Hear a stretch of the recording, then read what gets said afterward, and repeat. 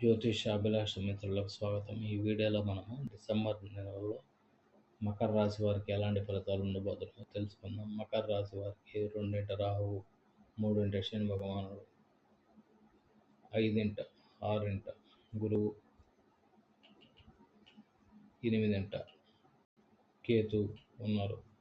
ఈ 2 రాహు వలన వాక్ స్థానంలో ఎదుటి వారితో మాట్లాడేటప్పుడు ఆచితూచి మాట్లాడవలసినటువంటి అవసరం ఎంతైనా ఉందని చెప్పవచ్చు. కఠినంగా మాట్లాడి నిందల పాలు అవ్వకుండా ఉండాల్సినటువంటి జాగ్రత్త ఇక్కడ ఎక్కువగా గోచరిస్తుంది. 2 రాహు వలన వేరే భాషలు ఎవరైతే నేర్చుకోవాలనుకుంటున్నారో వాళ్ళకి ఇది మంచి అవకాశంగా చెప్పవచ్చు. ఫారిన్ లాంగ్వేజెస్ నేర్చుకోవాలనుకున్న వారికి చాలా మంచి అవకాశంగా మనం చెప్పవచ్చు.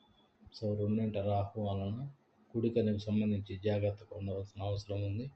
సెల్ ఫోన్స్ మాట్లాడేటప్పుడు జాగ్రత్తగా మాట్లాడాలి. అలాగే సెల్ ఫోన్ డ్రైవింగ్ చేయడం వలన కూడా కొన్ని రకాల ప్రమాదాలు జరిగే అవకాశం ఎక్కువగా ఉందన్నమాట. సో 3 శని భగవానుడు ఉండటం వలన యాంకరింగ్, అడ్వర్టైజ్మెంట్ శాఖల్లో ఎవరైతే రాణించే అవకాశం అద్భుతంగా ఉంది.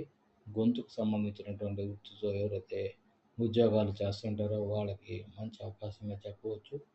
శని మీనరాశిలో జలరాశిలో ఉండటం వలన ఈ షిప్పులు, ఓడలు వీటి మీద ప్రయాణం చేసేటప్పుడు జాగ్రత్తగా ఉండటం అని చెప్పదగినటువంటి సూచన. నదీ తీర ప్రాంతాల్లో నివసించేవారు జాగ్రత్తగా ఉండవలసిన అవసరం ఉంది. 5 6 గురువు 5, 6 స్థానాల్లో గురువుల యొక్క సంచారం వలన ఈ గురువు 5వ స్థానంలో ఉండటం వలన పూర్వపుణ్య స్థానాన్ని ఉండటం వలన మనకు ధర్మబద్ధంగా జీవించడం, సమాజంలో పెద్ద మనిషిగా ఉండడం, మన దగ్గర నుంచి నలుగురు సలహాలు తీసుకోవడం ఇటువంటివన్నీ జరుగుతూ ఉంటాయి.